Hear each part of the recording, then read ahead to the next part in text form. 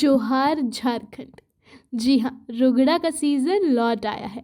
हर साल जैसे ही झारखंड की धरती पर पहली जोरदार बारिश की बूंदें गिरती है, जंगलों की छांव में एक दुर्लभ लेकिन बेहद लाजवाब स्वाद चुपचाप जन्म लेता है। रुगड़ा, इसे जंगल का मोती भी कहा जाता है और इसका इंतजार झारखंड वासियों को उतनी ही बेसब्री से होता है जितना किसी त्योहार का।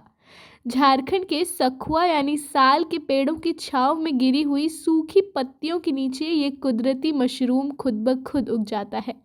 इसे ना तो किसी खेत में उगाया जाता है, ना इसकी खेती की जाती है। रुगड़ा प्रकृति का दिया हुआ तोहफा है जो केवल मॉनसून के पहले दौर की बारिश के बाद ही दिखाई देता है। स्थानीय मान्यताओं की माने तो आसमान की गरज और बिजली की कड़क के साथ जो नाइट्रोजन डाइऑक्साइड जमीन पर उतरता है, वो इस फंगस के उगने की प्रक्रिया में मदद करता है। वैज्ञानिक भी मानते हैं कि 30 डिग्री सेल्सियस तापमान और 350 मिलीमीटर से ज़्यादा बारिश के साथ साथ हल्की अम्लीय मिट्टी रुगड़ा के लिए सबसे उपयुक्त होती है।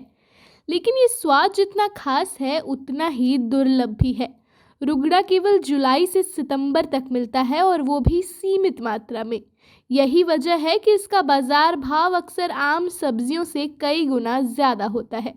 बाजार में आते ही रुगड़ा के चाहने वाले कतार में लग जाते हैं, क्योंकि स्वाद ऐसा कि एक बार जीभ पर चढ़ गया तो साल भर इंतजार करने को मजबूर कर देता है। झारखंड के आदिवासी इलाकों में रुगड़ा केवल भोजन नहीं, परंपरा है, विरासत है। यहाँ की महिलाएं सुबह सुबह टोकरी लेकर जंगल की ओर निकल पड़ती हैं, पत्तियों को हटाकर इस छोटे से चमत्कार की खोज में।